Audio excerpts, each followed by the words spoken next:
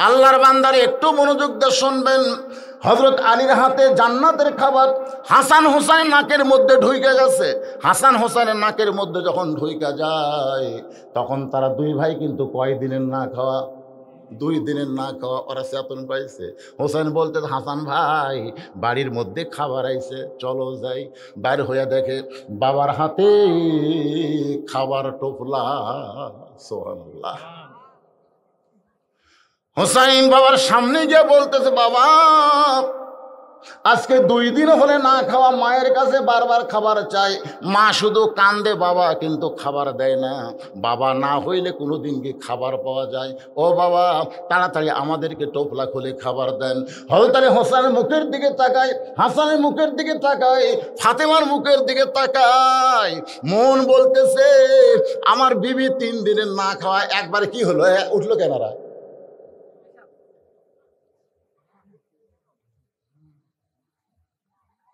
না কিছু ওখানে হয়েছে নাকি? হিস্যু দিবে একবার এতগুলা? এখানে এইভাবে পানি পড়লে কিসের পানি এটা? ও লিওর। ভাইজান একটু মনোযোগ দিয়ে শুনবেন। সামনে হোসাইন, সাইডে হাসান আর বিবি তার পড়ে আছে। 3 দিনের না খাওয়া বিবি ফাতেমা। হাসান হোসেন কয়দিন হলে খায়নি, আর দরজাত বসে আছে ফকির।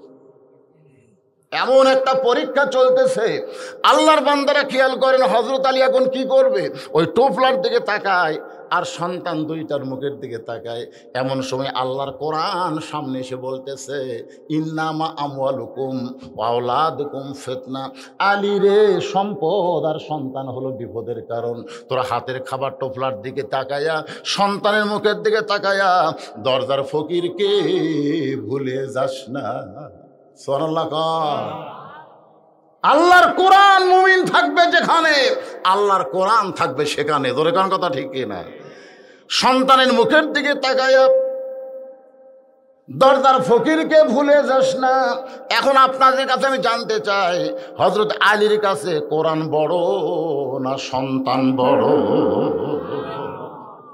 আল্লাহর কোরআনের গুরুত্ব দিয়া ফকিরের দিকে যখন হযরত আলী রওনা দেয়, এমন সময় হুসাইন বাবার পা চাইবা ধরে বলে, বাবা 2 দিন হলে না খাওয়ার কারণে এত কষ্ট পাচ্ছি, বাবা তোমার হাতে খাবার আছে, টোপলা খুলে একটু খাবার দাও।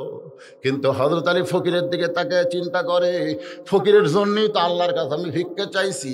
আমি তো হাসান হোসেন আমার বিবির জন্য চাই নাই, আমি চাইছি দরদার ফকিরের জন্যে। এখন ফকিরকে না দিয়া আমার সন্তানকে যদি খাবার দেই তাহলে বেজার হবে কে? দরকার হলে সন্তানকে বেজার করব, কিন্তু আল্লাহকে বেজার করব না। এই মনে করে হযরত আলী হোসেনের হাত ধরে হেঁচকা টান মারছে, হেঁচকা টান মাইরে রাইকা দিচ্ছে। হুসাইন যখন পড়ে যায়, এমন সময় হাসান দৌড়ে এসে হোসেনকে বুকের মধ্যে নিয়ে বলে, হোসেন রে, বাবা কোনোদিন ভালো হতে পারে না, আমাদের মা ভালো, মার কাছে খাবার চাইলে মা কান্দে, কারণ মায়ের হাতে খাবার নাই।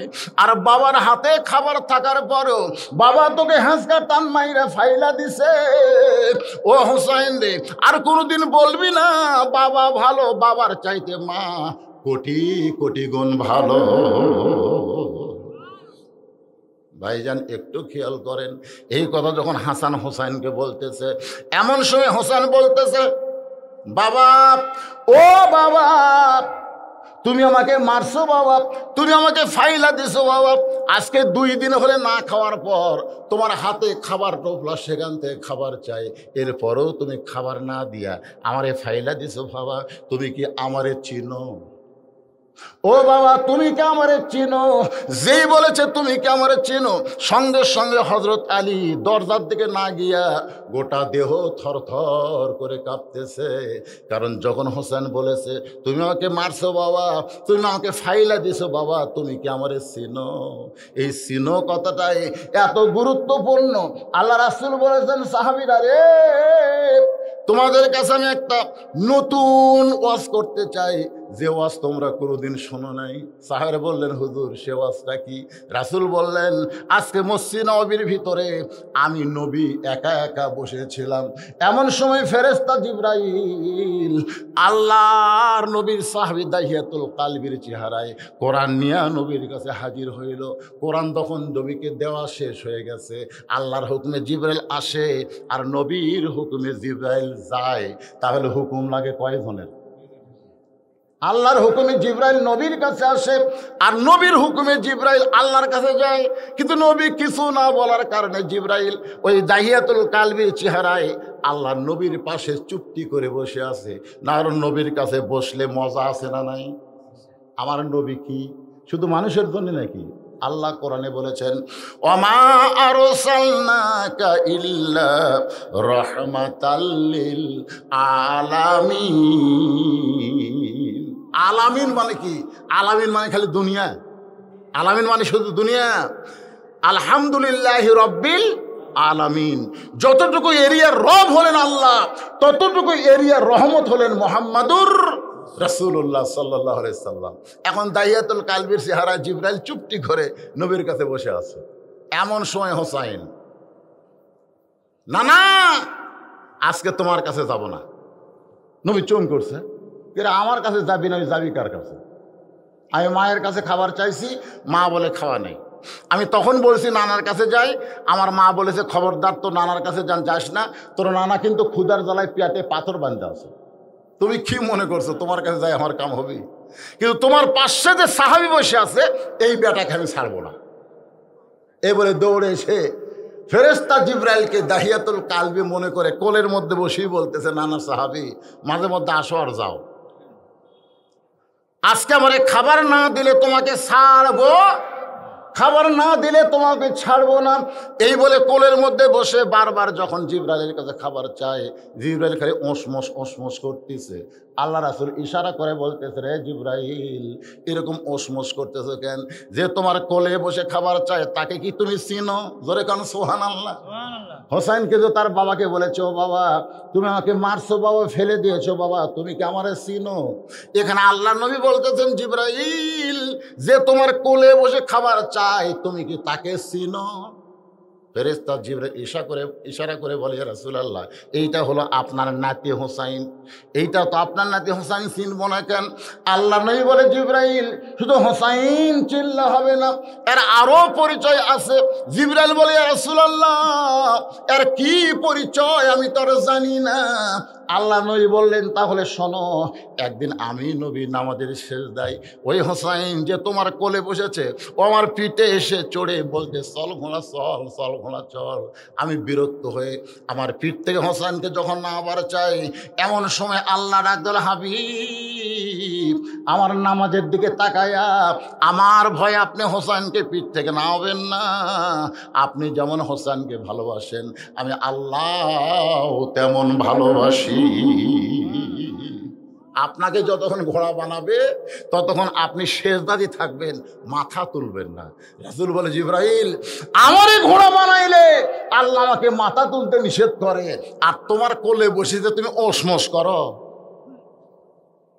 ওরে বাবা রে এটা তাহলে কি রে? কিন্তু হোসাইন ধরছে বায়না, খাবার না দিলে তোমাকে কিন্তু আমি ছাড়বো। বারবার যখন খাবার চায় এমন সময় জিবরাইলের চোখ দিয়ে দর দর করে পানি পড়তেছে দাহিয়াতুল কালবি সাহাবীর চেহারায়। আল্লাহ ডাক দেয় বলে জিবরাইল ফান্দে পড়া বক হইয়া কান্দিস না, যে তোর কাছে খাবার চায় সে যদি তোরে চিনতো তাহলে তোর কোলেই বসতো না। সে নবীর দাহিয়াতুল কালবি সাহাবী মনে করে খাবার চায়। জিবরাইল রে ওই ছোট্ট হোসেনকে আমি আল্লাহ এত ভালোবাসি, জান্নাতের বাগানের আঙ্গুর তোর পকেট ভরে দিলাম। আল্লাহ তাআলা কুদরতে হাত দিয়া জান্নাতের আঙ্গুর জিবরাইলের পকেট ভরে দেয়। জিবরাইলের পকেট থেকে আঙ্গুর বের করে হোসাইনকে দেয়। হোসেন আঙ্গুর নিয়ে নবীর কাছে গিয়ে বলে না না না, নবী আঙ্গুরের দিকে তাকায় আছে। হোসেন বলে না না কি দেখো, এই বেদব যেন আর কোনোদিন তোমার কাছে না আসে। তুমি ক্ষুধার জ্বালায় পেটে পাথর বান্ধে বসে থাকো, আমি পকেট ভরা আঙ্গুল নিয়ে বসে থাকে, এর আদব আছে? নবী চমকে উঠছে দুই কারণে। এক নম্বর কারণ হলো হোসাইন জিবরাইলকে বেদব করছে, আর দুই নম্বর কারণ হলো জিবরাইল আঙ্গুর পেল কোথায়। কারণ নবী তো জানে এটা ফেরেশতা, এটা তো মানুষ না। জিবরাইল আঙ্গুর পাইল কোথায়? এখান থেকে বোঝা গেল নবী জানে না, যতক্ষণ পর্যন্ত আল্লাহ না জানায়। কিন্তু আপনার এই নওগাঁর ইসালে সবে গিয়ে দেখবেন একদল ভণ্ডরা বলে নবী গায়েব জানে। জোরে কোন কথা ঠিক কি না? আপনারা বলেন তো নবী কি গায়েব জানে? গায়েবের মালিককে বলতে সবাই মুখ বন্ধ করে রাখছেন কেন? ফজরের পর আর মাগরিবের পরে সূরা হাসরের শেষের 3 আয়াত পড়লে কি সওয়াব আপনারা জানেন? প্রথম কি আয়াত? আমার সঙ্গে সবাই একটু পড়েন তো। ও আল্লাহুল্লাযী লা ইলাহা ইল্লাহু আলিমুল গায়বি ওয়াশ শাহাদাতি হুয়ার রাহমানুর রহিম। আল্লাহু আকবার, আল্লাহু আকবার। তাহলে গায়েবের মালিক কে? জিবরাইল ইশারা করে বলে, ইয়া রাসূলুল্লাহ, আমার পকেটের আঙ্গুর আল্লাহ তাআলা জান্নাত থেকে কুদরতে হাত দিয়ে ভরায় দিছে, আমি সেই আঙ্গুর আপনার নাতি হোসেনকে দিয়ে দিলাম।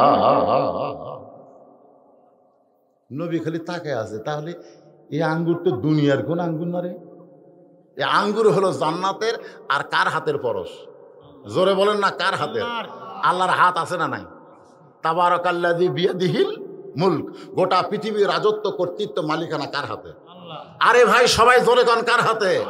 আল্লাহর হাত আছে না নাই? আল্লাহর মুখ আছে না নাই? আল্লাহর চোখ আছে না নাই? আল্লাহর সব আছে, কিন্তু আমাদের কল্পনার বাইরে। আল্লাহ তাআলা লাইলাতুল মেরাজে আল্লাহর সঙ্গে দেখা করছেন। সুবহানাল্লাহ বলেন। ফেরেশ যে সাহাবের বলল, হুজুর আপনি মেরাজে গিয়া আল্লাহর সাথে আপনার দেখা হচ্ছে? রাসূল একটা এরকম হাত এ করলো, এই দেখো। তো সাহাবের বলল, হুজুর এটা কি? বলে এটা হলো ধনুক, এই পাশে আল্লাহ, এই পাশে আমি। ধরে কোন সুবহানাল্লাহ। তাহলে আল্লাহর একটা নিজস্ব আকৃতি আছে না নাই? নিজস্ব আকৃতি না থাকলে রাসূলের সঙ্গে মেরাজ কেমনে হলো? এই জন্য একটু মহব্বত করে কথাগুলো শুনবেন। আল্লাহর নবী আঙ্গুরের দিকে তাকায় আছে। হোসেন বলতেন, না তুমি কি মনে করেছো যে আমি আঙ্গুর পাইছি আমি একলা খাবো? আমি মায়ের কাছে শুনেছি ক্ষুধার জ্বালাই তুমি পাইতে পাথর বান্ধে বসে আছো, ধরো নানা কয়েকটা আঙ্গুর নাও। নবী 2 হাত বাড়ায় দিছে। হোসেন কয়েকটা আঙ্গুর দিয়া এবার বলে, না না, একই মজলিসে আমরা 3 জন থাকবো, 2 জন খাবো, 1 জন খাবে না, এইটা কোনোদিন হতে পারে না। এই বলে হোসাইন নবীর সাহাবী দাইয়াতুল কালবি মনে করে ফেরেশতা জিবরাইল হাতে কয়েকটা আঙ্গুর দিয়ে বলে, না না গো, তুমি আমার মুরব্বী, তোমার সাহাবীও আমার মুরব্বী, তোমরা 2 জন মুরব্বী না খাইলে আমি কিন্তু খাবো না। নবী খাইতে পারে, কিন্তু জিবরাইল খায়নি, খাওয়ার নিয়মও জানে। আপনারা বলেন তো, খাওয়ার একটা নিয়ম আছে না নাই? খাওয়ার নিয়ম কি? আল্লাহুম্মা বারিক লানা ফিমা রাযাকতানা ওয়া কিনা আযাবান্নার। বিসমিল্লাহি বারকাতিল্লাহ। ডান সাইড থেকে ছোট ছোট গাছ, বেশি বেশি চাবান, কম করে খান। খাওয়ার সময় ক্ষুধাকে 3 ভাগ করেন, 1 ভাগ পানি, 1 ভাগ ফাঁকা, আর 1 ভাগ খানা। তাহলে কয় ভাগ? 1 ভাগ খাবেন, 1 ভাগ পানি পান করবেন, আর 1 ভাগ আল্লাহর জন্য ফাঁকা রাখবেন। এই নিয়মে কেউ যদি খায়, কোনোদিন তার এই বুকের চাইতে পেট উঁচা হবে না। আপনার দেখবেন কতগুলো মরদ মানুষের বুক এটি, পেট গেছে এটি, এরকম আছে না নাই? বিশেষ করে আমি অনেক নেতাদের দেখছি, 2 নেতারা ঈদের দিনে কোলাকুলি করবার গেলে পেটে পেট থাকে, বুকের সঙ্গে বুক থাকে না, মনে হয় 10 মাসে পোয়াতি। এরকম আছে না নাই? যেরকম আছে না নাই? হ্যাঁ হ্যাঁ, এমন খাওয়া খাচ্ছে ভাই, বাংলাদেশ গোটালি খাচ্ছে রে। একটা সন্তান জন্ম নিলে লক্ষ টাকার উপর ঋণগ্রস্ত হয়ে জন্ম নিচ্ছে, বুঝতেছেন? এমন অবস্থায় আমাদের দেশটা চলে যাচ্ছে। এত খাওয়া খাচ্ছে, এত টাকা পয়সা তাদের হয়ে গেছে। কিছুদিন আগে একটা পুলিশের বইয়ের 1500 কোটি টাকার খবর পাওয়া গেছে। 1500 কোটি। এই টাকাগুলো এরা কোথায় ভাই? পেঁয়াজের দাম ঘন্টায় ঘন্টায় বাড়তিছে, জোরে কোন ঠিক কিনা ভাই? এই টাকাগুলা কার কাছে যাচ্ছে? সরকার বলতে সিন্ডিকেট। কিসের সিন্ডিকেট? সরকার ইচ্ছা করলে সব কিছু করবার পারে। যে মেয়েদেরকে আমরা 40 বছর ওয়াজ দিয়ে মুখ ঢাকাবার পারিনি, এক করোনার দোহাই দিয়া সেই মেয়েরা মুখ ঢাকা শুরু করছে। ধরে কোন কথা ঠিক না? খালি বলছে বাড়ির থেকে বার হলে মুখে মাস্ক পরো। এই রে মরদ মানুষের চাইতে মেয়ে মানুষ আগেই পড়ে। আল্লাহ আল্লাহ, 40 বছর ওয়াজ দিয়ে যেটা পারিনি, এক সামান্য করোনা দিয়ে সেটা হয়ে গেছে। জোরে কোন কথা ঠিক না? একটা মেয়ের আর মুখ দেখা যায় না কে? মুখ খুলে যদি বের হয় তার সরকারের পুলিশ ধরবি, এই ভয়। আল্লাহর ভয় না, মুখে যারা মাস্ক পরে এরা আল্লাহর ভয় পড়ছে। হয় সরকারের ভয় নয় করোনার ভয়, আল্লাহর ভয় নয়। আমার মায়েরা বোনেরা যারা পর্দার অন্তরালে একটু মনোযোগ দিয়ে শোনেন, নবী খাইতে জানে আঙ্গুরগুলো জান্নাতের আল্লাহর কুদরতে হাতের পরশ। মনে খুশি নিয়ে যখন আঙ্গুর খাবার চায়, হোসেন বলে না না, তুমি কি জামাত মিস করবা? দেখো তোমার সাহাবী আঙ্গুর দেখতেছে, তাহলে তুমি কেমনে খাবা? আগে তোমার সাহাবীকে খাইতে কও। নবী তো জানে ওইটা জিবরাইল সাহাবী না, তাহলে কেমনে খাইতে বলবে? অনেক সময় হয়ে গেলে হোসেন বলে না না, আমি বুঝবার পারছি তোমার সাহাবী আঙ্গুরগুলো একলাই খাবার চায়, কিন্তু মাঝখানে আমরা 2 জন ভাগ বসাইছি, এর আগে সে আর খাইতেছে না। দরকার নাই না না, তোমার আঙ্গুর তুমি আমাকে দাও, আমি তোমার সাহাবীকে আঙ্গুরগুলো ফিরাই দিব। আল্লাহ ডাক দে বলে জিবরাইল, ওই হোসেনের কারণে আমার নবীর ওসিলায় আমি আজকের আঙ্গুরগুলো তোমাকে খাবার শক্তি দিয়া দিলাম। জোরে কর না সুবহানাল্লাহ। এর যখন কালেকশন নাই বাজান। ও আচ্ছা, রুমাল, হ্যাঁ সেটা তো দিবই। ও 2-1 ওঠা বসা, যারা উঠতেছে না ওরা করে তোমাকে টাকা দিবে না। তোমরা মনে করতেছো, শোনো, ধানের বিশাল একটা পালা থাকে, থাকে না? এখন সবগুলাই কি ধান? সবগুলাই ধান। একজন বলতেছে ভাই এরা সব ধান না রে। না হুজুর ধান। এই পাগলা, তোর বড় ফ্যান নাই? আছে, নিয়ে আয় যা। ফ্যানের বাতাস দিছে, সব সিটা পাতানগুলো উড়ে উড়ে উড়ে উড়ে চলে যাচ্ছে। আপনারা বলেন তো, যারা ফ্যানের বাতাসে উড়ে গেল ওরা কি ধান? এই 2-1টা সিটা পাতান এই মাঝে আছে, এই শালারা মগরেও পড়েনি, সব পড়েনি, এরা পুরো কাফের হয়ে যাচ্ছে। ওয়া শুনবেন, এদের কাছে হাসান হোসাইন নবীর গল্প, আল্লাহর কোরআনের কথা ভালো লাগতেছে না, উঠতেছে, কিংবা হয়তো ঠান্ডা লাগতেছে, যে কোনো কারণে হয় না, পেশাব লাগতেছে, এটা দেখে আরো মনে করতেছে চলে যাচ্ছে। ওরা থাকলেও তো দিবি না রে। এখানে এমন আল্লাহর পাগল আছে 10 টাকার জায়গায় 50 টাকা দিবে। তোর এখানে আসে না নাই? কথা কান আসে না নাই? জীবনের শেষ দান মনে করে তারা দান করবে। তবে মনে হয় যখন এরকম হচ্ছেই, তাহলে চাদর দাও। আমরা আদায়ের জন্য 5 মিনিট বিরতি দিয়ে আবার পুনরায় আলোচনায় ফিরে আসতেছি। ভাইজান, ফকির কিন্তু দরজাতে আছে, জোরে কোন কথা ঠিক কিনা? আছে না নাই? হ্যাঁ। আর আলী কিন্তু যাচ্ছে, আর হোসেন বলতেছে আমাকে চিনো, এই জায়গা তো অস্ত্র রাইখা আমি আপনাদের কাছে গামছা চাদর দিলাম। এই গামছা চাদর ফ্যাটি কোথায়? এরা রেডি থেকে আমাকে স্লিপ দেওয়া লাগবে। ওই যে রেডি হয়ে গেছে পিছন দিক থেকে, ওই যে পিছন থেকে দাঁড়াইছে, এই বাবা ভিতরে আসা। জানেন, ছোট্ট একটা পাড়া, যার রাস্তা নাই, ঘাট নাই, বড় কষ্ট করে মদিনার ফুলেরা এই জান্নাতের বাগান লাগাইছে। ওরা একটু সহযোগিতা কামনায় আপনাদের কাছে ওই গামছাটা নিয়ে যাচ্ছে। আপনারা একটু সবাই আল্লাহর হস্তে যা পারবেন আল্লাহর হস্তে দিবেন। একজন উঠবেন না ভাই, ওটার দরকার নেই, আপনাদের কাছে এরাই গেছে। এখানে আসার পরে আমি দেখলাম একটা 1000 টাকা রেখে দিয়েছে। এই যে 1000 টাকা মোফাজ্জল হোসেন সভাপতি, 5 নম্বর নওগাঁ ইউনিয়ন আওয়ামী লীগ, উনি নগদে 1000 টাকা দান করছে। এখানে অনেকেরই নাম আছে, খালি একজন মনে হয় দিছে। এরকম যদি কোনো অতিথি থাকেন তাহলে আপনারা এখানে দিতে পারবেন। যদি কেউ মনে করে হুজুর 10 টাকা 20 টাকা গামছা দেবো না, এই মদিনার ফুলকে আমরা 500 টাকা দেব, তাহলে এই 5 মিনিটের মধ্যেই তেজে এসে আপনি দিতে পারবেন। যদি মনে করেন 500 না 200 দিব, ওই গামছার ভিতরে কিন্তু আপনি 500 টাকাও দিবেন না, শয়তানও দিবে না। এই 500 টাকা গামছা দেওয়া দেবে, 10 টাকা দে। আমরা গামছার টাকা গুণা দেখছি, বড় লোড হয় না, সব ছোট ছোট লোড, আর অধিকাংশ ছেঁড়া ফাটা, এইগুলা কিন্তু গামছার টাকা হয়। আল্লাহ কোরআনে বলেছে লান তানালুল বিররা হাত্তা তুনফিকু মিম্মা তুহিব্বুন। আল্লাহ কোরআনে বলেছে তুমি যেটাকে মহব্বত করো সেইটা আমি আল্লাহ রাস্তা দিয়ে দাও। আপনার কাছে যদি 500 টাকা লোড থাকে, 200 টাকা লোড থাকে, 100 টাকা লোড থাকে, আপনি 3টা লোটের মধ্যে কোনটা বেশি মহব্বত করেন সেটা আল্লাহ দেন, আল্লাহ তার বিনিময়ে আপনাকে জান্নাত দিয়ে দিবে। ভাইজান, এই যে সামনে এরা বড় কষ্ট করে বসে আছে, এই মাঝখানে যে ফাঁকা জায়গা হয়েছে, আপনি একটু সামনে আসেন তো, যারা গেছে চলে গেছে, আসেন। মন উজাড় করে কথাগুলো শুনবেন। সামনে দিকে চলে আসেন, আল্লাহ রাস্তা আসেন, মাহফিলের সৌন্দর্য হবে। এই ফাঁকা জায়গাগুলো পুরো করে বসেন। দুই জায়গা আপনার জান্নাতে সাক্ষী হবে। এই কষ্টের মধ্যে ভিজা জায়গা আপনি দুই জায়গায় গরম করতেছেন, আল্লাহ তাআলা আপনাকে জান্নাতে এরকম দুইটা সাক্ষী করার জন্য জান্নাতে দুইটা জায়গা দিয়ে দিবেন। আসেন, সামনে আসেন, জিকির করেন আর সামনে চলে আসেন। লা ইলাহা ইল্লাল্লাহ, লা ইলাহা ইল্লাল্লাহ। আমার মায়েদের মধ্যেও যাবে, মায়েরা দান করবেন।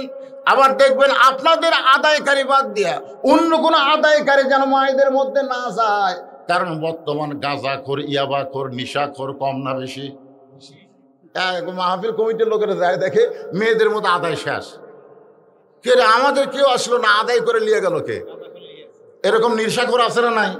তো মেয়েদের মধ্যে আপনারা খেয়াল করবেন, কেউ যেন বাহিরের লোক আদায় করে বিদায় না নেয়, বরং আপনারাই নিজস্ব লোক গিয়া আমার মা বোনদের কাছে যাবেন। মায়েরা, হাসান হুসাইন থেকে আপনাদেরকে ওয়াজ শোনাইতেছি। মা, আল্লাহ নবী বললেন, সাহাবীরা রে, আমার হোসেনকে তোমরা চিনো।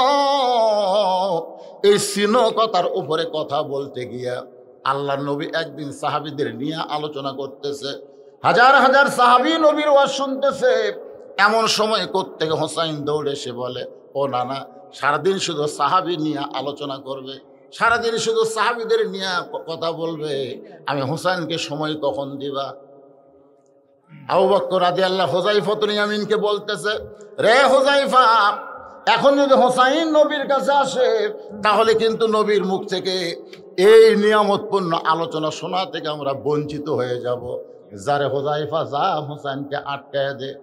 নবীর সাহাবী হুযায়ফা দৌড়ে এসে হোসাইনকে যখন আটকায় দেয়, হোসাইন হুযায়ফার কোল থেকে চিল্লায় বলে, রে নানার সাহাবী, আমার নবীরে চিনো বলে, নানারে চিনো বলে, নানার তোমরা দাম দাও, কিন্তু আমি হোসেনকে চিনো না বলে আমাকে তোমরা আটকায় দাও।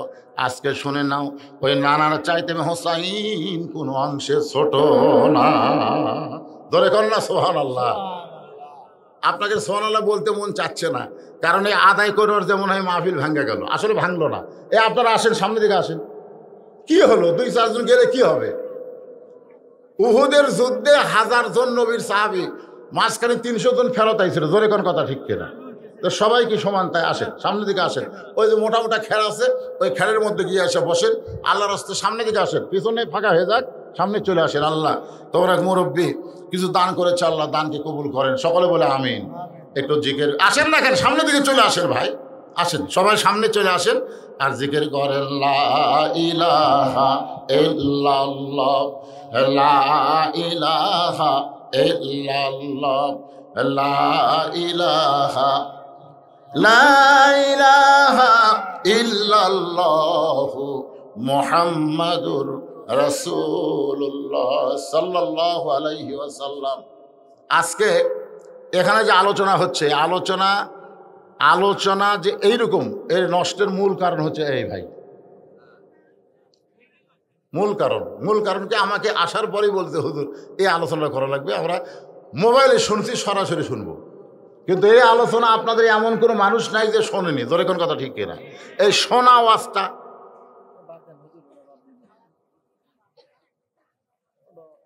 না বারবার আমাকে বললো না।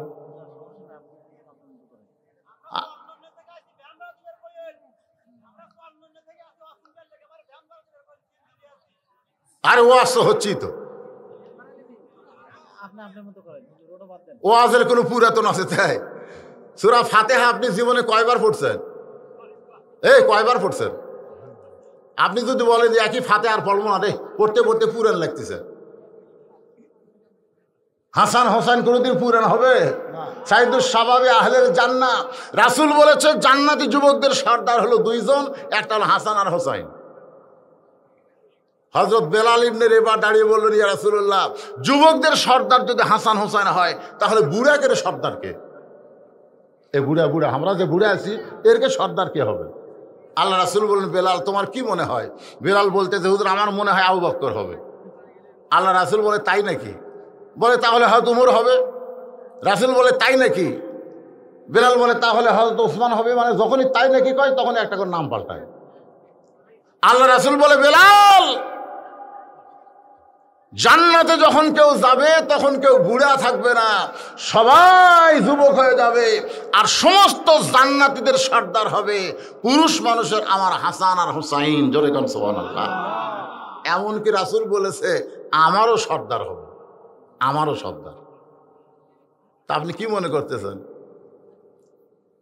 একবার শুনছেন থেকে আর শোনা যাবে না? ভ্যান ভাড়া দেওয়া লাগবে? আগলা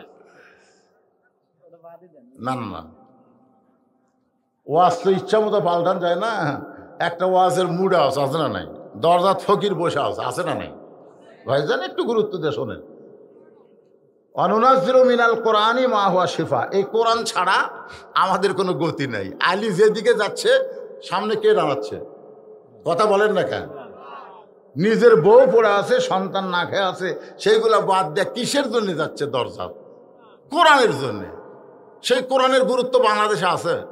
এই যে আমরা কোরআনের ওয়াজ শুনতেছি, কিন্তু কোরআন মোতাবেক আমরা চলতে পারতেছি না, চলার চেষ্টাও করতেছি না। যারা কোরআনের হক কথা বলতেছে তাদেরকে আমরা বেড়েও রাখতেছি না। জোরে কোন কথা ঠিক কিনা? এই তো আমাদের অবস্থা হয়ে গেছে। আপনারা একটু সামনের দিকে আসেন, আসেন, আলোচনা হবে ইনশাল্লাহ। আসেন, গেছে যারা গেছে, অসুবিধা নেই। হ্যাঁ, সব সামনের দিকে আসেন। সবাই এই ফাঁকা জায়গাগুলো পুরো করে বসেন, জায়গা পরিবর্তন করেন। দেখেন ভিতরের ক্লান্তিও আল্লাহ দূর করে দিবে। আপনি ওঠেন, সামনে এসে বসেন। 1 বছরে আর কোনো বেদি ব্যারামও আপনার কাছে আসবে না। ওই ঝাঁকি দিয়ে উঠলেন আর শ্বাস করে বসলেন, ব্যারামগুলো সব ফ্রাট করে চলে গেল। কারণ এটা জান্নাতের বাগান ভাইজান, ইয়ার কি বাড়ার জায়গা না। এই জন্য জায়গা বদল করেন, তো একটু লড়াচড়া করেন, ভিতরের ক্লান্তি আল্লাহ দূর করে দিবে। আসেন, বসেন, সামনে বসেন, জায়গা একটা ভালো দেখে বসেন। আসেন, জিকির করেন আর সামনে আসেন। লা ইলাহা ইল্লাল্লাহ, লা ইলাহা ইল্লাল্লাহ, লা ইলাহা ইল্লাল্লাহ, লা ইলাহা ইল্লাল্লাহ মুহাম্মাদুর রাসূলুল্লাহ সাল্লাল্লাহু আলাইহি সাল্লাম। এমন সময় হযরত আলী আল্লাহ নবীর সামনেই বসেছিল। সেখান থেকে এসে হুযায়ফাতুল ইয়ামানের কুল থেকে হোসাইনকে কায়দা নিয়ে মুখে একটা ঠাসি মারছে। এত জোরে ঠাসি মারছে, নিচের দাঁত দিয়ে উপরের লবকাইতে রক্ত বের হয়ে গেছে। আলী চিল্লায় বলে, এই ছোট্ট মানুষ, কার সঙ্গে তুলনা করিস? যেই নবী সম্পর্কে আল্লাহ কোরআনে বলেছে ওরা ফায়না লাকা যিকরাক, আল্লাহর পরে সর্বশ্রেষ্ঠ যেই মানুষ তিনি হলেন আমাদের নবী। জোরে করে সুবহানাল্লাহ। আল্লাহর পরেই যিনি শ্রেষ্ঠ তিনি কে? আদম নবী, মুসা নবী না আমাদের নবী? কোরআন শরীফ পড়ে দেখেন, কোন নবী সম্পর্কে আল্লাহ বলেনি, কিন্তু আমাদের নবী সম্পর্কে বলেছে ওয়া ইন্নাকা লাআলা খুলুকিন আযীম। আল্লাহ 99টা নামের মধ্যে আজিম নাম আছে না নাই? আল্লাহ নবীর চরিত্রের মধ্যে আল্লাহ আজিম ঢুকাই দিয়ে বললেন মহান চরিত্রের বৈশিষ্ট্যের অধিকারী হলেন আমাদের নবী। জোরে কোন সুবহানাল্লাহ। এজন্য যেন তেন মানুষের পথে দৌড়াদৌড়ি করেন না। যিনি লাইলাতুল মিরাজে গেছে জান্নাত দেখার জন্য, ফেরেশতা জিবরাইল বলে হুজুর জান্নাত থেকে বার না হলে আল্লাহ আপনাকে বার করে দিবে না। কারণ জান্নাতের শর্ত হলো ফাদখুলুহা খালিদিন। কেউ যদি একবার জান্নাতে প্রবেশ করে আল্লাহ তাকে চিরস্থায়ী জান্নাতে জায়গা দিবে। আপনি বের না হলে আল্লাহ বার করে দিবে না। নবী কয় জিবরাইল আমি জান্নাত দেখতে আইছি আমার জন্য না, আমার উম্মতের জন্য। জোরে কেন সুবহানাল্লাহ। আর উম্মতের জন্য আল্লাহ কেমন জান্নাত বানাইছে এটা একটু দেখতেছি। আমি সেই দিন থাকার জন্য জান্নাতে ঢুকবো যেদিন আমার সমস্ত উম্মতেরা জান্নাতে হবে। জোরে কেন সুবহানাল্লাহ। সে আল্লাহর নবী, একটু মনোযোগ দিয়ে শোনেন, তার সঙ্গে তুলনা করা যাবে না। হযরত আলী এত জোরে ঠাসি মারছে, নিচের দাঁত দিয়ে লবকাইতে রক্ত বের হয়ে গেছে। মুখ থেকে হাতটা যখন টান দেয় তখন হোসেন চিল্লায় বলে, রে নানার সাহাবীরা, আগে একজন সাহাবীর কোল থেকে বলেছি ওই না আমার চাইতে কোনো অংশে বড় না, এখন বাবার কোল থেকে বলতেছি ওই নানার চাইতে আমি অনেক বড়। যেই বলেছে অনেক বড়, সঙ্গে সঙ্গে ওমর ফারুক চিল্লায় বলে, আলী রে তোমার সন্তানকে তুমি সামাল দাও, এরকম বেয়াদবি করলে কিন্তু আমি সহ্য করতে পারবো না। হযরত আলী যখন হোসেনকে নিয়ে চলে যাবার চায়, এমন সময় আল্লাহর নবী দাঁড়ায় বলে, আলী রে, আমার কলিজাকে আমার কাছ থেকে আলাদা করিস না। যেই মাত্র হোসেনকে ছায়া দেয়, ওই রক্তমাখা মুখ নিয়ে নবীর কপালে একটা চুমা দেয়, বলে না না, আপনাকে ছাড়া আমি বাঁচব না। আমি হোসেন আমার জীবনের চাইতে আপনাকে বেশি ভালোবাসি। আব্দুল্লাহ ইবনে মাসউদ রাদিয়াল্লাহু বললেন, হোসেন রে, আমরা জানতে পারলাম মাঝ রাস্তায় ইয়াজিদ তোমাকে হত্যা করবে, তুমি কুফার দিকে না যাইয়া মদিনার দিকে ফেরত যাও। হোসেন বলতেছে, আমাকে কে হত্যা করবে ওইটা আমি চিন্তা করি না, কারণ আমার নানা যেইভাবে দেশ চলাইছে, মদিনা চলাইছে, আবু বকর রাদিয়াল্লাহু যেভাবে চলাইছে, আবু বকর রাদিয়াল্লাহর উপযুক্ত সন্তান ছিল, নাম হলো আব্দুর রহমান, তাকে খেলাফতি না দিয়া উমর ফারুক খেলাফতি পাইছে। উমর ফারুক মৃত্যুর সময় তার ছেলে 6 লক্ষ হাদিসের হাফেজ আব্দুল্লাহকে খেলাফতি না দিয়া ওসমান খেলাফতি পাইছে। ওসমান দুনিয়া থেকে বিদায় নেওয়ার পরে হযরত আলী পাইছে। আলী তার সন্তানকে খেলাফতি না দিয়া মুয়াবিয়া খেলাফতি পাইছে। তাহলে খেলাফতি আল্লাহর পক্ষ থেকে হবে, কেউ কাউকে খেলাফতি দেওয়া যাবে না। কিন্তু মুয়াবিয়া যাওয়ার সময় তার সন্তান, লুচ্চা সন্তানকে, ইয়াজিদকে খেলাফতি দিল। এই খেলাফতির বিরুদ্ধচারণ করে আমি রওনা দিব। বলে তোমার মৃত্যু হবে। বলে আমার নানার ইসলামকে রক্ষা করতে গিয়ে যদি আমার জীবন দিতে হয় জীবন দিব, কিন্তু আমার নানার ইসলামকে আমি ভুলণ্ঠিত হতে দিব না। জোরে বলুন সুবহানাল্লাহ। আব্দুল্লাহ ইবনে মাসউদ কিছু যাওয়ার পরে আব্দুল্লাহ ইবনে উমর আইছে, এসে বলতেছে, হোসাইন হোসাইন যাইও না, কারণ কুফার লোকেরা কিন্তু ভয় পাইলি মার ছাড়া দৌড় মারবে। লিল্লাহি তাকবীর, আল্লাহু আকবার, আলেম ওলামা যেখানে, আমরা আছি সেখানে এরকম মিছিল করবি, কিন্তু পুলিশ দেখলি কিন্তু আলেম থেকে দৌড় মারবি। জোরে কোন কথা ঠিক কিনা? এরকম আসে না? নাই কথা কন না কেন ভাই? আলেম ওলামা যেখানে, আমরা আছি সেখানে 4-5টা পুলিশ দেখে ওরা সাইড মারতেছে। কুফার লোকেরা কিন্তু এইরকম, তোমাকে হয়তো চিঠি পাঠায় তোমাকে নিয়ে যাচ্ছে, ওরা কিন্তু ইয়াজিদের সৈন্যের দাপটে ওরা যে কোনো সময় রদবদল হতে পারে, যাইও না। হোসেন বলতেছে, আব্দুল্লাহ তুমি কার সন্তান? তুমি কার সন্তান একটাবার মনে করছো? তোমার বাবা হচ্ছে খলিফা ওমর, যে নিজের ইচ্ছায় চলেনি, আল্লাহর কোরআনের আইনে চলেছে। সুবহানাল্লাহ না কেন? জুমার দিনে খুতবা দিচ্ছে ওমর, মাঝখান থেকে এক মুসল্লি দাঁড়ায় বলতেছে, আমির আল মুমিনিন, আপনার ওয়াজ আমরা শুনবো না। ওমর ফারুক বলেন, আমার অপরাধ কি? বলে, আপনার অপরাধ হলো আমাদেরকে খাটো পাঞ্জাবি দিয়ে আপনি লম্বা জুব্বা পরছেন। আমাদেরকে খাটো দিয়ে আপনি লম্বা পরবেন, এই লম্বা জুব্বার আগে কথা বলেন, তারপরে ওয়াজ করেন। ওমর ফারুক তখন বাংলাদেশের মতন 96টা দেশের খলিফা। জোরে কোন সুবহানাল্লাহ। আমাদের প্রধানমন্ত্রী তো একটা পুচ্ছ একটা দেশ, যে দেশ মানচিত্র দেখা যায় না। জোরে কোন কথা ঠিক কিনা? বাংলাদেশের মতন 96টা দেশের খলিফা হচ্ছে হযরত ওমর। আর তাক বলতেছে লম্বা জুব্বা কোথায় পেলেন, আগে সেই ওয়াজ করেন। সঙ্গে সঙ্গে আব্দুল্লাহ ইবনে উমর বাবার পাশে দাঁড়ায় গেছে, চিৎকার করে বলতেছে, রে নবীর সাহাবীরা, দেখো তোমাদের সকলের পরনে খাটো পাঞ্জাবি হলেও নতুন, আর আমার পরনে কিন্তু নতুন নাই। সাহাবেরা বলে, আব্দুল্লাহ আজকে জুমার দিনে নতুন না পরে পুরাতন পরছো কেন? বলে, নতুন কেমনে পরবো? যে লোকটার গায়ে তোমরা লম্বা জুব্বা দেখতেছো, এই লোকটা গভীর রাত্রে আমার ঘরের দরজায় গিয়ে ডাক দেয়, আব্দুল্লাহ রে, আব্দুল্লাহ রে। আমি দরজা খুলে দেখি বাবা একটা পাঞ্জাবি নিয়ে দাঁড়ায় আছে। আমি খুশি হয়ে বললাম, বাবা বাইতুল মাল থেকে একটা পাঞ্জাবি আমারে দেওয়া হয়েছে, আর একটা রাতের বেলা দিবে রাইছেন। ওমর ফারুক চোখের পানি নিয়ে বললেন, ইন্নাল্লাহা ইয়ামুরুকুম আন তুআদ্দুল আমানাতি ইলা আহলিহা ওয়া ইযা হাকামতুম বাইনান নাস আন তাহকুমু বিল আদল। জোরে কোন সুবহানাল্লাহ।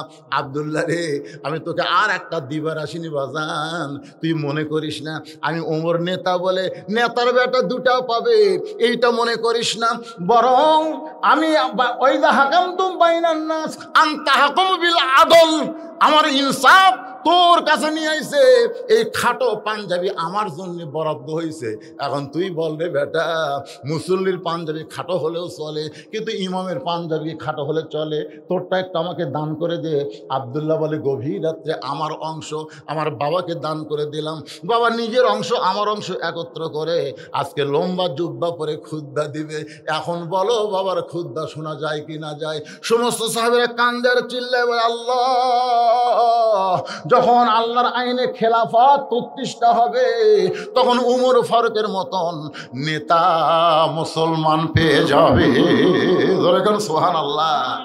খেলাফত নষ্ট করে মাবিয়া তার সন্তান ইয়েজিদকে রাজা বানাই দিছে। আমি ওটা বাধা দেওয়ার জন্য রওনা দিচ্ছি, আমার নানার ইসলামকে রক্ষা করার জন্য। এতে জীবন গেলেও আমি পিছপা হব না। সুবহানাল্লাহ কন্যা কেন?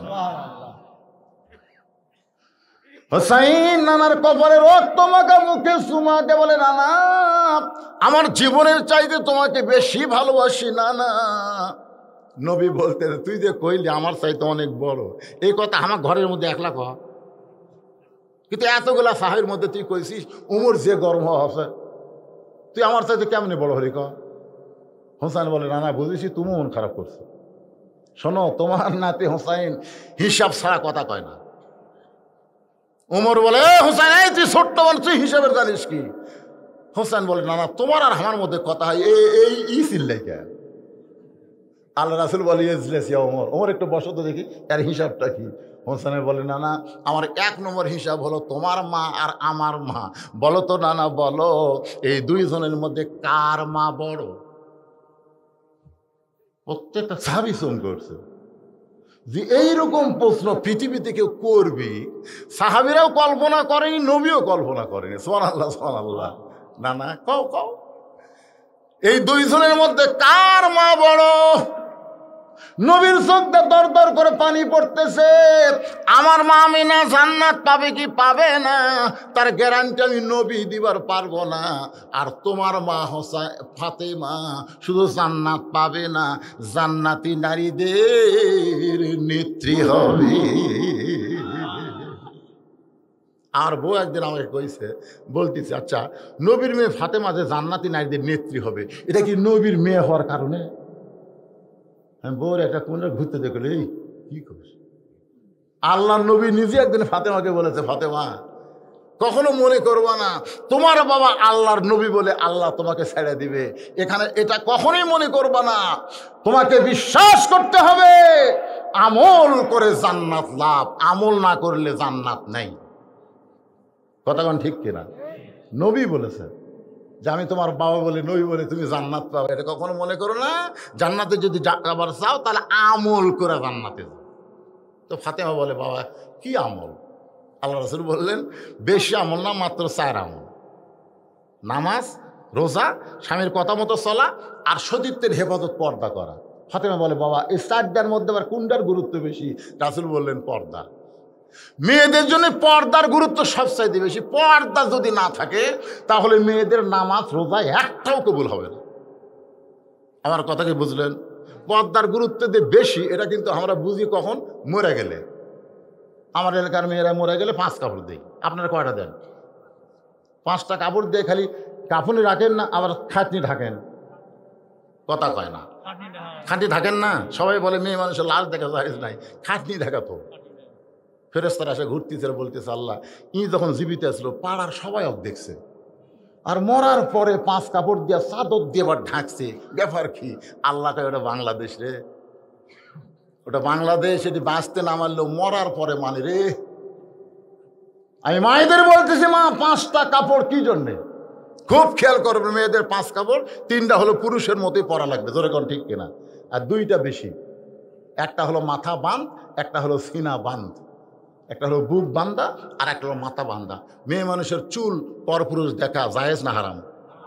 আর এখনকার মেয়েরা চুল বেচতিছে। হ্যাঁ বেচতিছে, এরকম নাই? অনেক মায়েরা চুল বেচে। কতগুলো লোক চুল চুল চুল চুল করে ঘরে বাইরে দেখে 1 বস্তা। আমাকে দেখে মারছে, দৌড়ামে থাম। এগুলো কে দেয়? হুজুর মেয়েরা দেয়, আমরা লেই। কিভাবে লেস? বলে এই 1 টাকার ওজনে চুল দিলে 60 টাকা। মানে একটা কাঁচা 1 টাকার ওজনে চুল দিলে কয় টাকা? সেটা অনেক দিন আগে, এখন হয়তো আরো বেশি হচ্ছে। তো 1 টাকার ওজনে এই টাকাতে আমরা টাকা তুলে দেয়, ওরা চুল দেয়। সারা সপ্তাহে যে চুলগুলো হাঁচিটা বাড়াচ্ছে এই চুল আমাকে দেয়। আমরা লাড়া চাড়ালি লাড়া চুল লাড়ে আর কয় ভাবি আর একটু লাগবে ভাবি। ভাই আর তো নাই। কয় তাহলে তো 60 টাকা হচ্ছে না, একটু। ঠিক আছে ভাই বসো, দেখি তো কিছু ব্যবস্থা করা যায় কিনা। তো মুড়ে যে চিরুনি আছে, মুড়ে যেরকম মাথার হাঁসর দিন চুল ছিঁড়া যায়, ওই রকম চিরর দিয়ে হাঁচড়ে হাঁচড়ে ওরই সামনে চুল দিচ্ছে। দেখো তো ভাই ওজন ঠিক হলো? ওই লাড়িয়া চাড়া করছে, ভাবি এবার ঠিক আছে। যে চুল পরপুরুষ দেখা হারাম সেটা লাড়িয়া লাড়িয়া কিনতেছে। মেয়ে মানুষরা জান্নাত পালে ওই মাথা লিয়া জান্নাতে যাওয়ার পারবি না। এই মায়েরা যারা পর্দার অন্তর আছেন, আর একটা হলো সিনা বাঁধ। আপনার বুকে এমন একটা জিনিস আছে, এমন একটা নিয়ামত আছে যেইটা আপনাকে ঢেকে রাখতে হবে। যেরকম কথা ঠিক কিনা? পরপুরুষের নজর যেন সেদিন না পড়ে। আগেকার মা বোনেরা দেখছি তারা ওন্না পড়তো, মেয়েরা ওন্না পড়তো, এখন আবার ওন্না মাফলা হয়ে গেছে। আল্লাহর বান্দার একটু মনোযোগ দিয়ে কথাগুলো শুনবেন। যে কয়জন আপনারা বসে আছেন আর কিন্তু নড়াচড়া নাই, আর কিন্তু আছে আর নাই। এখন বোঝা গেল সব ধানগুলো বসে আছে, চিটা পাতান আউট হয়ে গেছে। সকলে এখন আলহামদুলিল্লাহ। আবার মনে করেন না যে আমি সারা রাত ওয়াজ করব। বাজান গো, একটু আমার মা বোনদের কথা বলতেছিলাম। আমার মায়েরা যদি ভালো হয়, পেটের সন্তান আল্লাহর ওলি হবে। আমার মায়েরা পর্দার অন্তরালে একটু মনোযোগ দিয়ে শোনেন। বলতেছে না না, আমার 1 নম্বর প্রশ্ন হলো আপনার মা আর আমার মা বলেন তো না না, এই 2 মায়ের মধ্যে কোন মা বড়? আল্লাহ নবী বললেন, হোসাইন আমার মা আমিনা জান্নাত পাবে কি পাবে না এই কথা আমি গ্যারান্টি দিয়ে বলতে পারবো না। কিন্তু তোমার মা ফাতেমা শুধু জান্নাত পাবে না, জান্নাতি নারীদের নেত্রী হবে। আমার মা আমিনার চাইতে তোমার মা ফাতেমা আল্লাহর কাছে কোটি কোটি গুণ বড়। হোসেন বলে না না, আমার 2 নম্বর হিসাব হলো তোমার বাপ আর আমার বাপ। বলো তো না না, বলো এই 2 বাপের মধ্যে কোন বাবা বড়? আল্লাহ নবী এতিম, কোনদিন বাপরে দেখে নাই। কোনদিন দেখছে নাকি? শিশুকালে মইরা গেছে মা, গর্ভে থাকতে মরছে পিতা, নবী চোখে দেখলেন না। এটা কইলে গুনাহ হবে নাকি? তাহলে বলেন, শিশুকালে মইরা গেছে মা, গর্ভে থাকতে মরছে পিতা, নবী চোখে দেখলেন না। কে করিবে লালন পালন, কে করিবে লালন পালন, কে দিবে সান্ত্বনা? এই দুনিয়ার এতিম নবী ছিলেন একজনা। কোনদিন বাবার মুখ দেখে নাই। হোসেন বলতে, বলো না না, বলো তোমার বাবা বড় না আমার বাবা বড়? রাসূল কান্দের, হোসেন রে আমার বাবা আব্দুল্লাহ জান্নাত পাবে কি পাবে না সেই গ্যারান্টি আমি নবী দিবার পারবো না। আর তোমার বাবা আলী শুধু জান্নাতি না, এই দুনিয়াতে 10 জনকে আল্লাহ জান্নাতের সার্টিফিকেট দিয়েছে। তার মধ্যে 4 নম্বর হলো তোমার বাবা আলী। আমার বাবা আব্দুল্লাহর চাইতে তোমার বাবা আলী আল্লাহর কাছে কোটি কোটি গুণ বড়। হোসেন বলে না না, আমার 3 নম্বর হিসাব হলো তোমার নানা আর আমার নানা।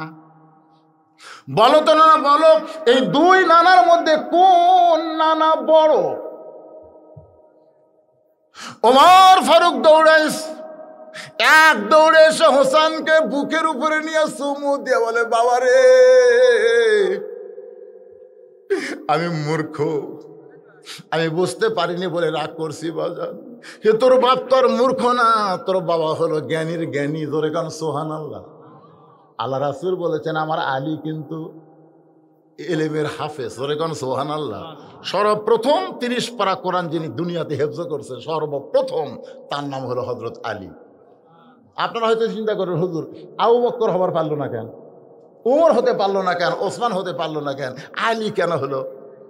এর কারণ হলো সর্বপ্রথম যিনি ইসলাম গ্রহণ করছে, ঈমান গ্রহণ করছে, পুরুষের মধ্যে আবু বকর, নারীদের মধ্যে খাদিজা, আর ছোট্ট বাচ্চাদের মধ্যে হযরত আলী। জোরে কোন সুবহানাল্লাহ। আবু বকর রাদিয়াল্লাহু যখন ঈমান গ্রহণ করছে তখন তার বয়স ছিল 35 বছর। কয় বছর? 35 বছর। আর খাদিজা যখন ঈমান গ্রহণ করছে তখন তার বয়স হলো 55 বছর। আর হযরত আলী যখন ঈমান গ্রহণ করছে তখন তার বয়স হলো মাত্র 8 বছর। আপনারা বলেন তো, মাদ্রাসার যদি 55 বছরের একজন ছাত্রী, 35 বছরের একজন ছাত্র আর 8 বছরের একটা শিশু যদি ভর্তি হয় আর কোরআনে হেফজ দিয়ে শুরু করে, তো কোনটা আগে হাফেজ হবে? আবু বকর রাদিয়াল্লাহু সকালে মুখস্থ করে বিকালে হতে হতে ভুলে যায়। মানে বউ আছে, সোল আছে, অনেক চিন্তা করা লাগে, বোঝেন না? আর আলীর বউ নাই, সোল নেই, খালি সময় ধুঁকতিছে আর মারতিছে। এই জন্য দেখবেন হাফেজে মাদ্রাসায় কিন্তু কোনো বুড়া হাফেজ হওয়ার নিয়তে ভর্তি হয় না, যারাই হয় শিশু শিশু বাচ্চারা হয়। জোরে করার কথা ঠিক কিনা? সর্বপ্রথম নবীর উপরে যে কোরআন আল্লাহ নাজিল করেছে, প্রথম হাফেজের নাম হলো হযরত আলী। জোরে করেন সুবহানাল্লাহ। একই বৈঠকে বসে নবী আলীর জ্ঞান পরীক্ষা করার জন্য খুরমা খেজুর খাচ্ছে। আবু বকর, ওমর, ওসমান, আলী আরও সাহাবীরা। রাসূল খুরমা খেজুর খায় আর আলী যখন অন্যদিকে তাকায় ফক করে বিচি রাখে ওর মুখের সামনে। খাওয়া শেষ হলে রাসূল বলতেছে, দেখো আলীর পেটে আজকে কত ক্ষুধা, একলাই কতগুলো খেজুর খাচ্ছে, দেখো মুখের সামনে বিচির ঠিপ। হযরত আলী দাঁড়িয়ে বলতেছেন, আসলেই তাই ভাই, আমার খিদে একটু বেশি, আমি বেশি খাই, যার প্রমাণ হলো বিসি। তোমরা বলো তো ক্ষুধা কার বেশি, যে বিসি বার করা খায় না বিসি সহ খায়? সবাই বলতেছে যার ক্ষুধা বেশি তো বিসি বের করার টাইমই পাবি না। তো দেখো নবীর দিকে তাকে, দেখো একটাও বিসি নেই, তার মানে নবী বিসি সহ খাচ্ছে। হিসাব করবে কি দিয়া? সঙ্গে সঙ্গে নবী বলেন, ওঠ ওঠ, একটানে উঠায় নিয়ে বুকের সঙ্গে বুক মিলায় কপালে চুমো দিয়ে বললেন, আনা মাদিনাতুল ইলম ও আলিও বাবুহা, আমি হচ্ছি ইলমের শহর, তুই হচ্ছিস তার দরওয়াজা। ধরে কর সুবহানাল্লাহ। তো সে আলী তোর মুখে ঠাসি মারলো কেমনে? দাঁত দিয়ে মুখ রক্তাক্ত হয়ে গেল।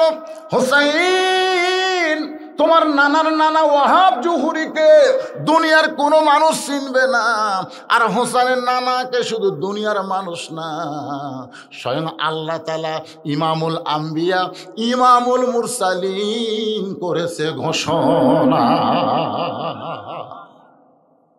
এখন হোসেন বলে, না না, তুমি এখন কও আমার সাইডে কোন দিক দিয়ে তুমি বড়? এখন তুমি কও তোমার সাহাবীর সামনে, মায়ের দিক দিয়ে কে বড়? রাসূল কয়, তুই বলো। বাপের দিক দিয়ে তুই বলো। নানার দিক দিয়ে। আল্লাহ রাসূল খপ করে হোসেনকে তুলে সাহাবীদের সামনে বলতেছে, তোমরা দেখো হোসাইনের মাথা আর আমার মাথা দেখো তো। আলী বলতেছে, মাথা উপরে গেলে কি হবে, পা কুটি। তার মানে হোসেন যে বড় হয়েছে এটা নিজে বড় হয় নাই, নবীর কারণে, নবীর ওসিলায়। ধরে কোন কথা ঠিক কিনা? সে হোসাইন তার বাবার দিকে আঙ্গুল তুলে বলতেছে, ও বাবা, তুমি আমাকে মারছো বাবা, তুমি আমাকে ফেলে দিয়েছো বাবা, তুমি কি আমারে চিনো? এরপরেও হযরত আলী আল্লাহর কোরআনকে সম্মান দিয়া, কোরআনের ক্ষমতায় দরজা পর্যন্ত গিয়া দরজা খুলেছে ফকিরকে খাবার দিবে। দরজা খুলে তাকায় দেখে ফকির দাঁড়ায় আস, যাই হাঁটপার পরে না, কান্দর চলে যাচ্ছে, ওই খাড়া হয়ে আস। আলী বলতেছে, এই মেয়ে, তুই না নড়বার পারিস না, 3 দিন হলে না খাওয়া, তোর আমি কান্দে করে নিয়ে আমার চাদরের উপরে শুয়ে রাখলাম, তুই দাঁড়ায় আসিস কেন? ফকির চিল্লায় বলতেছে, আলাইকুম আসসালাম ওয়া রাহমাতুল্লাহ। আলী কয়, কে রে, সালাম দিলাম কখন আর উত্তর দিল কখন? সালাম দিছে কখন? তখন কি বলছে, এই মিয়া, এরা হাফসে গেছে, কি করছেন? আর হচ্ছে এখন তা আমাকে এই যে একটা গন্ডগোল, ফেতনা ফাসাদ, আমাকে বাংলাদেশ সবচেয়ে কম না বেশি? কথা কর না কেন? একজন ক্ষমতার থাকবে আর একজন জেলের মধ্যে থাকবে, একজন অসুস্থ হয়ে মরে যাবি, বিদেশি চিকিৎসার চান্সও পাবি না। জোরে কোন কথা ঠিক কিনা? এই ফেতনা ফাসাদ গন্ডগোল করবি, এটা ফেরেশতারা কিন্তু আল্লাহ কছিল যে আল্লাহ আমরাই তো আপনাকে আপনার তসবিহ তাহলিল এগুলো করতেছে, আবার খামাখা আদমক তৈরি করবেন। আল্লাহ একটা কথা বলেছিলেন, মারিফতের কথা, ইন্নী আলামু মা লা তা'লামুন, আমি যা জানি তোমরা তা জানো না। ফেরেশতাদের বলেছে, তোমরা তা জানো না, আমি আল্লাহ যা জানি। এই কথা বলার পেছনে কারণ হলো দুনিয়াতে এসে আমরা ফিতনা ফাসাদ গন্ডগোল করার পরেও কিন্তু আমরা মুসলমান। আল্লাহ বলেছেন লা তামুতুন্না ইল্লা ওয়া আনতুম মুসলিমুন, তোমরা মুসলমান না হয়ে মরো না। ওই ফকির বলতে আলী রে, আসলেই আমি ফকির না, আমি হলাম আল্লাহর রহমতের ফেরেশতা। জোরে কান সুবহানাল্লাহ। আমাদের মধ্যে একটা গবেষণা চলতেছে ফেরেশতাদের মধ্যে, যে এক আলীকে আল্লাহ এত দিল কেন? রাসূল বলেছে স্বামী হিসাবে আলী আমার চাইতে ভাগ্যবান। কে বলছে? রাসূল বলেছে স্বামী হিসাবে আলী আমার চাইতেও ভাগ্যবান। আমি নবী হয়ে কি করবো রে? আমার খাতিদা জান্নাতি হবি, কিন্তু জান্নাতি নারীদের নেত্রী হবি না। কিন্তু আলীর বউ ফাতেমা খালি জান্নাতি হবে না, জান্নাতি নারীদের নেত্রী হবি। এই হিসাবে স্বামী হিসাবে আলী আমার চাইতে ভাগ্যবান রে। রাসূল বলেছেন বাপ হিসাবে আলী আমার চাইতে ভাগ্যবান। আল্লাহ রাসূল বলেছেন বাবা আদম থেকে আমি নবী পর্যন্ত নবীর সন্তানেরা, ছেলেরা নবী হতে পারে, জান্নাতি হতে পারে, কিন্তু জান্নাতি যুবকদের সর্দার কোন নবীর সন্তান হবে না। জান্নাতি যুবকদের সর্দার হবে আলীরই দুই বেটা। তাহলে বাবা হিসাবে আলী কয় নম্বর? কথা কন না কেন? স্বামী হিসাবে কয় নম্বর?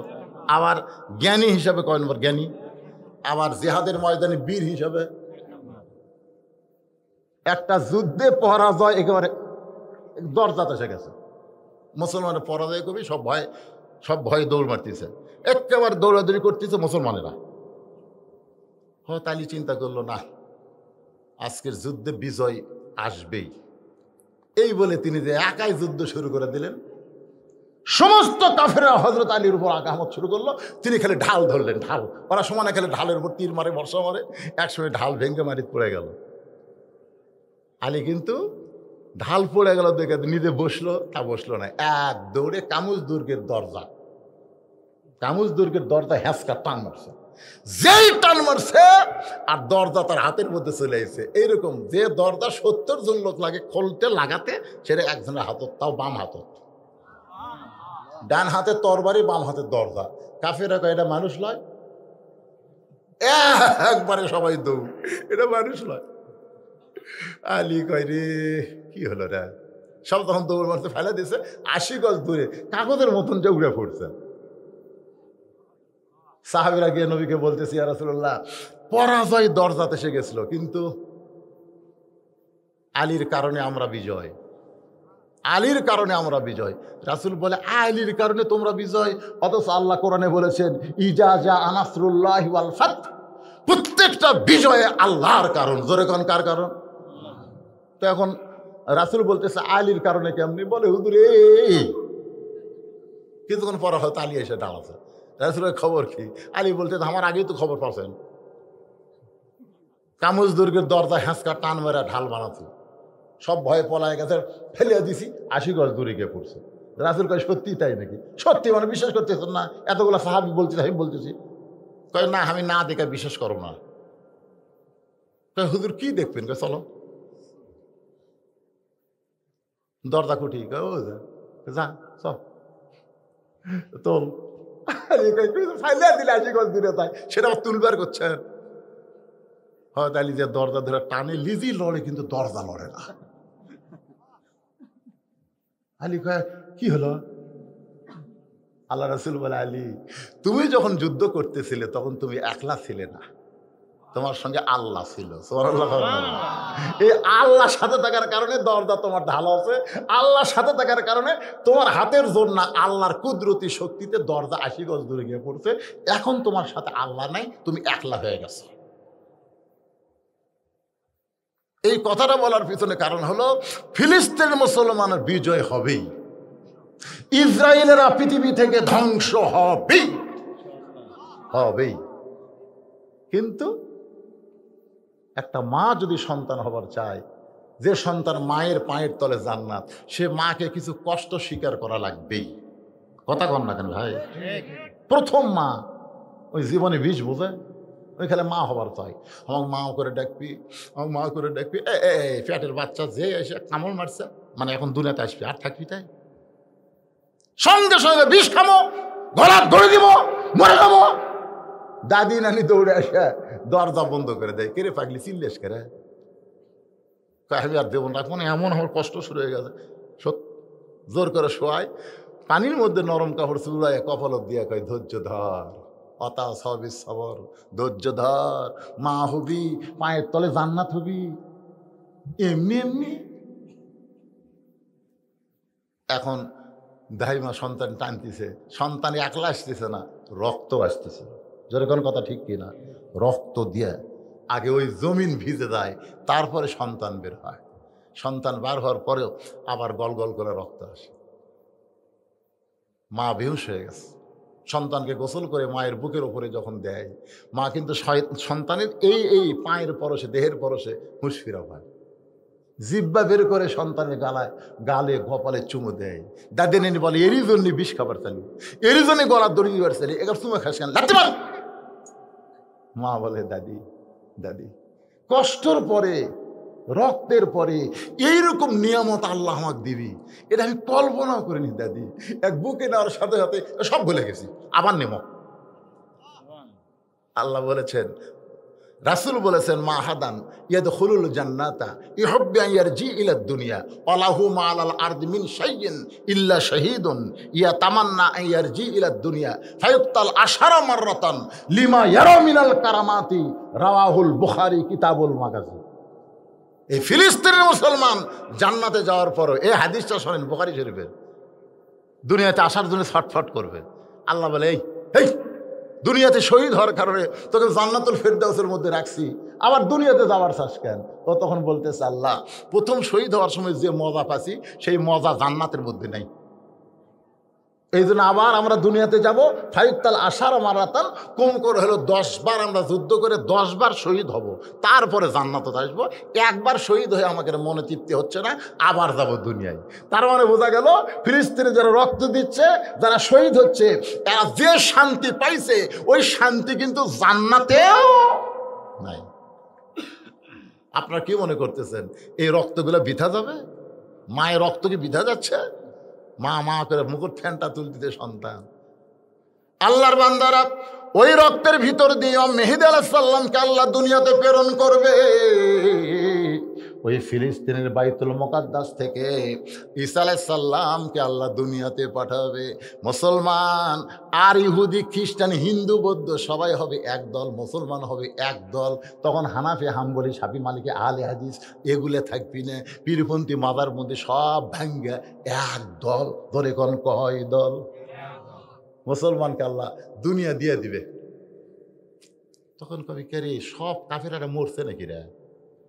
এই ইহুদি, খ্রিস্টান, হিন্দু এরা কুটি গেল রে? আল্লাহ তখন ওই পাহাড়ের গুহার মধ্যে ঢুকছে। যা, আমি সিয়ারত বস্তা দেখি আমার মেয়ে, আমার বইয়ের উকুন বাসে, উকুন, মাথার উকুন বাসে। তা একটা উকুনের নাম হচ্ছে ফুতালি, একটা উকুনের নাম কি না ফুতালি, একটা নাম হলো ফুতালি। ওটা তাহলে এরকম করে মারে, আর ভেলায় এরার উপর লিয়ে কুট্টুস করে মারে। তো মুসলমানরা পাহাড়ের গুহার মধ্যে যায়, ঘাট ধরে টানে বের করে দিয়ে কিরা লুকা চুকা। মুসা আলাইহিস সালামের মতন 1 টাকার চড় মারি, 1 টাকার ইহুদি মরবি, খ্রিস্টান মরবি। গোটা পৃথিবীতে উকুন বাসার মতন বেসে আল্লাহ তাআলা গোটা পৃথিবী মুসলমানকে দিয়ে দিবে। জোরে কোন সুবহানাল্লাহ। কষ্টের পরে মা যেমন সন্তান পাইছে, এমন কষ্ট, এমন ত্যাগ স্বীকার আমাদের না করলে আমরা কোরআনকে পাবো না। জোরে কোন কথা ঠিক কিনা? ফেরেশতা বলে, আলী রে, এত ডিগ্রি দেওয়ার পরে আজকে আল্লাহ তাআলা তোমার জন্য আলাদা একটা ডিগ্রি দান করেছে। তুমি সব কিছুর চাইতে কোরআনকে প্রাধান্য দিলে, তুমি কোরআনকে গুরুত্ব দিয়ে ফকিরকে তুমি কান্দে নিলে, তুমি কোরআনকে গুরুত্ব দিয়া বউ সন্তানকে বাদ দিয়া আল্লাহর নামাজ শুরু করলা, তুমি কোরআনকে গুরুত্ব দিয়া আল্লাহর কাছ থেকে ভিক্ষা পাইলা, তুমি কোরআনকে গুরুত্ব দিয়া সন্তান বিবির দিকে না তাকায় দরজার ফকিরের দিকে তাকাইলা। এই কারণে আল্লাহ কোরআনের কারণে তোমাকে একটা ডিগ্রি দিল। এই ডিগ্রির নাম হলো কাররামাল্লাহ ওয়াজহাহু। আল্লাহ তোমার চেহারাকে সবার চাইতে সম্মানিত বানায়া দিছে। আজকে যে ছেলেরা মদিনার ফুল, যারা কোরআনের জন্য মাহফিল করলো, আল্লাহ তাদের চেহারাও যেন কোরআনের কারণে সম্মানিত করে দেয়, জোরে কোন আমিন। আজকে যারা এই কঠিন ঠান্ডার মধ্যে এই ভিজা মাটির উপরে এই দীর্ঘ সময় পর্যন্ত বসে থাকলো, আমার ওয়াজের জীবনের এই এত বছরের জীবনে আজকে প্রথম দেখলাম মাহফিল মোনাজাত না করে লোকজন উঠে যায়, আজকে প্রথম দেখছি। এইরকম একটা অবস্থায় আল্লাহ শেষ পর্যন্ত আবার লোকজনকে কিছু ফেরত এনে, অনেক কিন্তু আবার ফেরত এসে আবার বসলো, আবার আলোচনা শুনলো। এই কথাগুলো বলতে বলতে রাত 12টা, 12:15 বেজে গেল। দীর্ঘ সময় পর্যন্ত আমরা আলোচনা শুনলাম। এর ফাঁকে কিছু দানও করছি, কম বেশি যাই হোক। দিয়েছেন তো আপনারা? কিছু দেননি, কিন্তু দিয়েছেন। যেটুকু দিয়েছেন আলহামদুলিল্লাহ। দোয়া করবেন, এদের জন্য দোয়া করবেন, এই বাচ্চাদের জন্য, এই মদিনার ফুলদের জন্য দোয়া করবেন। আল্লাহ যেন মদিনার মানুষটার মহব্বত এদের কলিজার মধ্যে দেয়। সমস্ত ছেলেরা, যুবকেরা যেন রাসূলের সুন্নাতকে আমল করে, রাসূলের আদর্শকে যেন গ্রহণ করে নেয়। সকলে বলে আমিন। আর যারা সর্বাত্মক সহযোগিতা, বিশেষ করে সাবেক মেম্বার সাহেব সহ, আব্দুল সালাম সহ যারাই এই মাহফিলের তদারকি করেছেন, আজকে অনেকেরই মন হয়তো এরকম হতে পারে, আমার এই ভাইটা আসার পর থেকে বলছে, হুজুর নানা বলো না, লাতি বড়, এই ওয়াজটা করবেন, এটা করবার যায়। যাই হোক, একটা হয়েছে। তারপরও কি আলহামদুলিল্লাহ, কি কন? আলহামদুলিল্লাহ। আল্লাহ কবুল করুক, জোরে কোন আমিন। আস্তাগফিরুল্লাহ রাব্বি মিন কুল্লি জামবি ওয়া তুবু ইলাইহি লা হাওলা ওয়ালা কুওয়াতা ইল্লা বিল্লাহিল আলিয়্যিল আযীম। আল্লাহুম্মা সাল্লি আলা সাইয়্যিদিনা শাফিনা। এই মোনাজাত না করে কেউ যায় না, এত কষ্টের মাহফিল, সবাই মোনাজাত করে যাবেন। মোনাজাত হলো মাথা, বোঝেন না? হতে পারে কবুল, পারে কি পারে না, হতে পারে জীবনের শেষ মোনাজাত। সদস্যের নিয়মটা কি সেরকম? আচ্ছা আচ্ছা, কেউ যদি ইচ্ছা করে মদিনার ফুল সংগঠনের সদস্য হতে চান, সদস্য হওয়ার কয় টাকা সদস্য না? সদস্য একটা টাকা। আচ্ছা আচ্ছা, আপনাদের মধ্যে কেউ যদি এই মদিনার ফুল সংগঠনের সদস্য হতে চান, তাহলে হাত তুলবেন। আপনাদের কাছে গিয়ে ইনারায় নাম লেখায় নেবে। যদি আপনাদের মধ্যে কেউ নতুন সদস্য হতে চান, যদি বছরে 500-1000 টাকা দিয়ে আমি মাহফিল সংগঠনের সদস্য হব, এরকম যদি কেউ নিয়ত পোষণ করেন, একটা নিয়ত করেন, বুঝছেন? ভালো নিয়ত করলেও সওয়াব। একটা লোক যদি বলে আল্লাহ আমার টাকা দিলে আমি হজ করবো, এই নিয়ত করা মাত্রই আল্লাহ তাকে হজের সওয়াব দেয়। কি জন্যে? ভালো নিয়ত করছে। আর কেউ যদি কয় আমি টাকা বিশাল একটা সিনেমা হল বানাবো, আল্লাহর সাথে সাথে পাপ দেয় না। খারাপ কাজের নিয়ত করলেও আল্লাহ পাপ দেয় না, যতক্ষণ পর্যন্ত সিনেমা হল না বানাবে।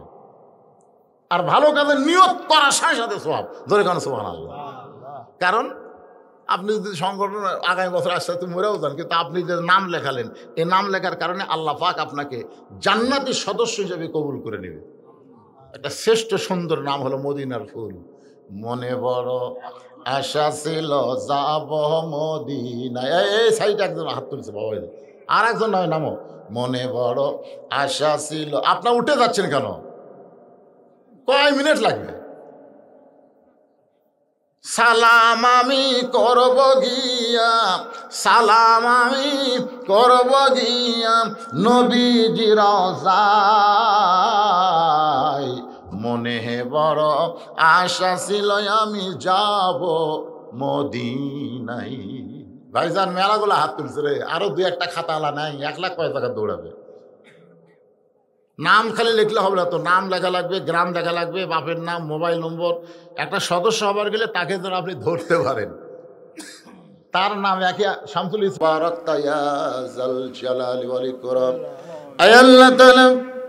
কঠিন অসুস্থ হওয়ার পরেও আল্লাহ তোমার মদিনার ফুল সংগঠনের মাহফিলে আল্লাহ তুমি আমাকে আসার তৌফিক দান করেছ।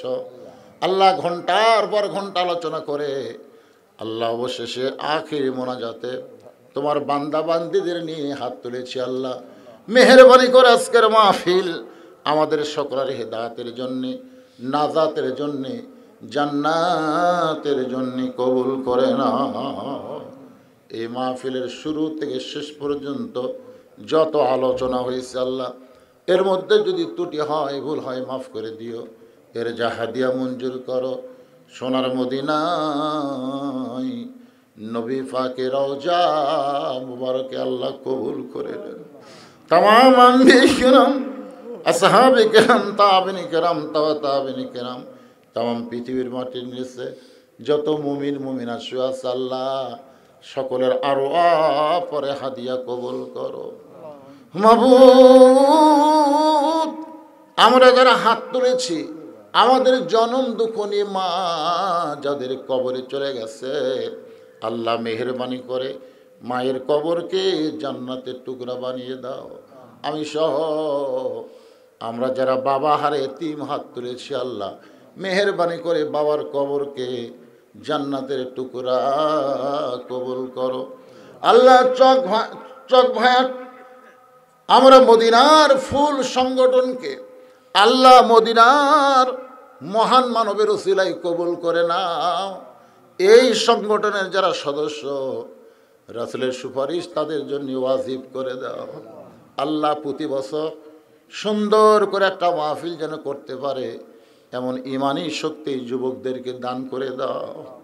আল্লাহ পর্দার অন্তরালে আমার মা বোনেরা বসে বসে আলোচনা শুনেছে, আবেদা সালিহা পর্দার কবুল করে মা ফাতেমার চরিত্র দান করে দাও। আল্লাহ আমি অসুস্থ, আমার মতো যারা অসুস্থ ওই হাত তুলেছে, আল্লাহ সুস্থতার নিয়ামত দান করো। আল্লাহ আমার মা অসুস্থ, প্যারালাইসিস হয়ে গেছে, আল্লাহ হাত পা চলে গেছে, আর মাটাকে তুমি আল্লাহ পুরাপুরি সুস্থতা দান করো। আল্লাহ আল্লাহ তুমি রহম করো। আল্লাহ গোটা বিশ্বের মুসলমান, বিশেষ করে ফিলিস্তিনের উপরে তুমি খাস রহমত নাজিল করো। আবরাহা বাদশাহ কাবা ঘর ভাঙতে আইছিল, তুমি আবাবিল পাখি দিয়া কাবাকে হেফাজত করেছো। আল্লাহ তুমি সব পারো। আল্লাহ তো ইহুদিকে পৃথিবী থেকে ধ্বংস করে দিবার পারো, তুমি সব পারো। আবরাহা বাদশাকে পারলে, হস্তি বাহিনীকে পারলে, তুমি কেন পারবে না? তুমি সবই পারো। আল্লাহ মুসলমানের রক্ত তোমার পছন্দ, এদেরকে শহীদের মর্যাদা দান করো। আল্লাহ ছোটো ছোটো বাচ্চারা শহীদ হয়ে যাচ্ছে। আল্লাহ যারা অসুস্থ আছে, যাদেরকে আহত করা হয়েছে ফিলিস্তিনে, তাদেরকে তুমি সুস্থতা দিও। আল্লাহ আল্লাহ বাংলাদেশের প্রতি তুমি খাস রহমত করো। আল্লাহ আগামীতে আমরা কোনো গণ্ডগোল ফেতনা ফাসাদে যেন না পড়ি, সুন্দরভাবে আমাদের দেশটা যেন সামনের দিকে এগিয়ে যায়। আল্লাহ তুমি তৌফিক দিয়ে দাও। আল্লাহ সুবহান রব্বিকা রব্বিল ইজ্জাতি আম্মা ইয়াসিফুন ওয়া সালামুন আলাল মুরসালিন আলহামদুলিল্লাহি রব্বিল আলামিন। ওয়াজাল আখিরাতি কালিমাতুনা ইনদাল মাউতি লা ইলাহা ইল্লাল্লাহু মুহাম্মাদুর রাসূলুল্লাহ সাল্লাল্লাহু আলাইহি ওয়াসাল্লাম।